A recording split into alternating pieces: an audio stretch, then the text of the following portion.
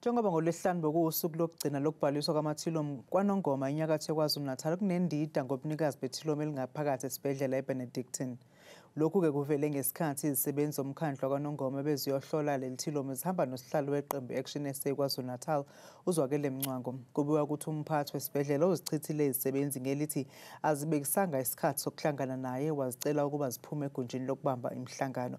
Ithimba lomkhandlu kwaNongoma likhishwe seliphelezelwa onogada besibhedlela. Mncwango uthi bafuna ukwazi ukuthi ngempela ubani oqoqa imali yokuqashwa kwaleli thilomu eliqashiswe owokufika. Ngokusho kaMncwango, umphathiswa wemisebenzi kahulumeni nemeya bayaliphenya udaba lwaleli thilomu.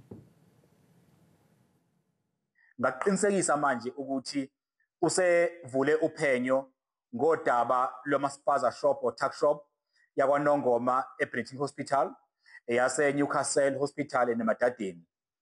Ngikhuluma nje kumanje ngaqinisekisa futhi ukuthi uMEC usekhiphe i-instruction yokuthi awavalwe lama tuck shop as we speak. KwaNongoma uyathutha. Njengoba ngishilo nje izolo ukuthi uzoqoqa yena, cha namanje ngakonfirma ukuthi cha KwaNongoma kumanje uyapakisha